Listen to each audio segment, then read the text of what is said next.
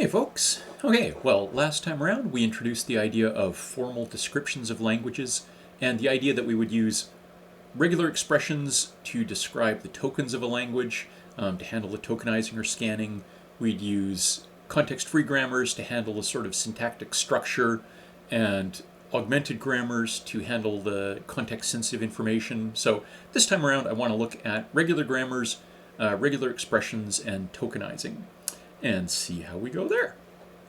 So again, the idea is the regular grammars and regular expressions are powerful enough to describe just the basic tokens of a language.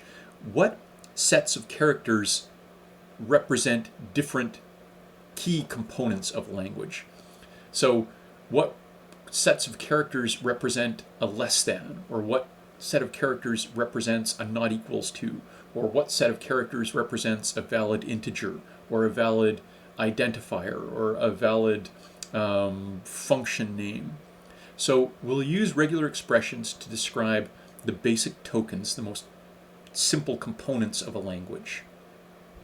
So again, symbols, operators, keywords, identifiers, literals. What's the syntax for a string literal? Is it a double quote, a bunch of text, and then a double quote? And if you want to have a double quote inside, what's the syntax for that? What's the syntax for comments? What's the syntax for a character? Right? So all of the different kinds of literals and things have to be described somehow.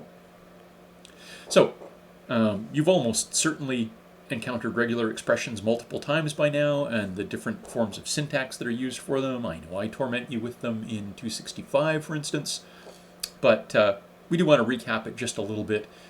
Again, sort of in the context of how we're thinking about things in terms of tokenizing a language. So I'm going to leave the proofs and all the formal side of things for 320. We're just interested in applying it. So we need to be able to describe the alphabet for programs written in our source code language, right? What's the valid set of characters or symbols that can appear in source code? Then we need the rules that describe how to combine those into valid tokens. And what I'm going to use as an example here is a kind of Lex-like syntax for our regular grammar rules, just because we are eventually going to be working with Lex as a tool to play with some of this stuff. So we're going to, just for the sake of simplicity, we're going to assume our alphabet is just the set of ASCII characters, and that, again, we're going to use a Lex-like syntax for describing the tokens in our language. So we'll go through and describe keywords or operators based on just a fixed, precise sequence of characters. So for instance, the characters void in that sequence represents void, which is some kind of a return type, for instance, in a language, or plus might be the unary plus symbol, or it might be for addition. The double equals might represent an equality comparison test.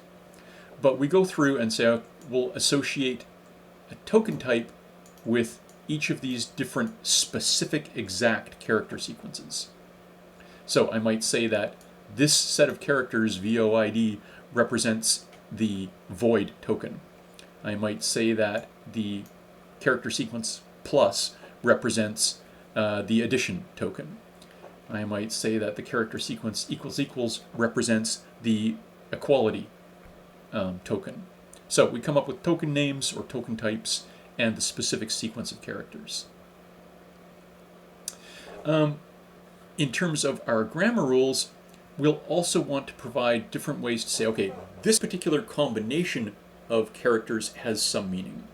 So you're used to the idea of regular expressions saying pick any one of a set of characters. So the syntax we'll use for that is a pretty common one.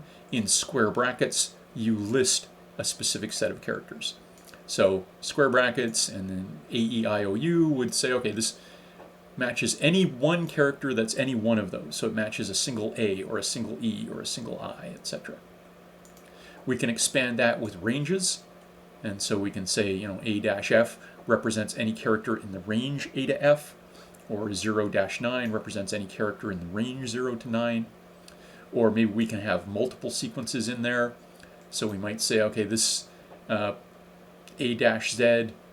uppercase A to uppercase Z, 0-9 represents essentially any alphanumeric character.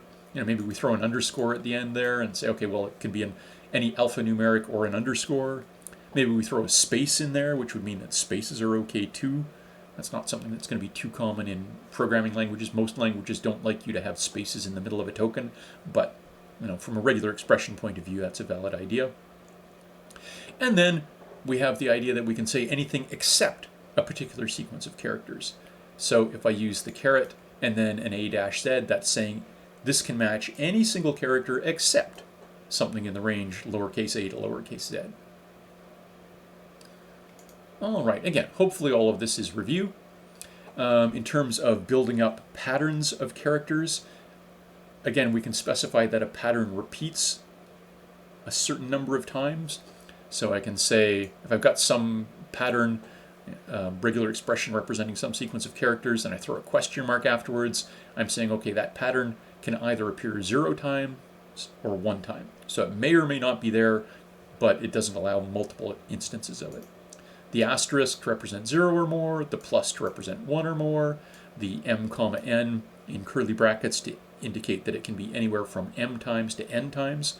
So if I said 2 to 10 or something like that. And we can specify choice between patterns, where I say it can be either pattern 1 or, using the vertical bar, pattern 2.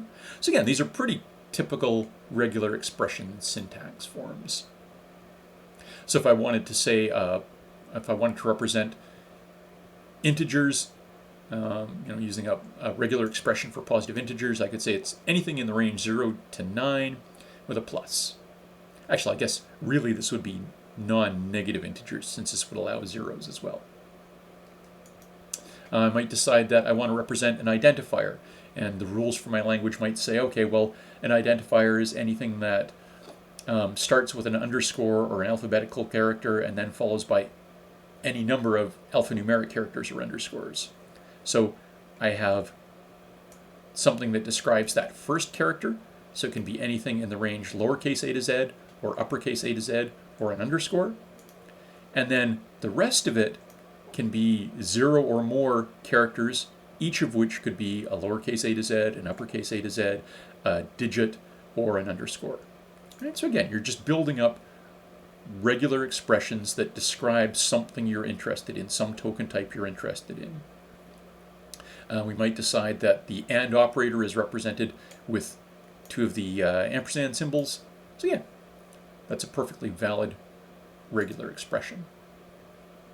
Now, one of the things that we have to watch out for is the possibility that some of our tokens overlap. So if I say that an identifier can be any sequence of alphabetic characters, and I also have a keyword that's a sequence of alphabetical characters, I want to make sure that I have some way of knowing, for instance, if foo is a keyword, but I can accept, if I've got a regular expression that says alphabetic strings of characters can be an identifier, if I see foo, is that supposed to be the keyword foo, or is that supposed to be an identifier that just happens to use the sequence foo? So we either have to write our grammar rules so that there is no overlap like that, or we process them in some particular order. So maybe first we check and see if something's a keyword, and if it's not a keyword, then we go on and see if it's an identifier. All right, so quite often you'll find that your grammars are meant to be processed in a specific order. So we'll go through and deal with that as we start working with Lex in particular to go through and describe languages and to build tools from them. All right, I will leave that there for now. We'll talk about the context-free grammar side of things next, and a little bit on its relationship to Yak, and proceed on from there.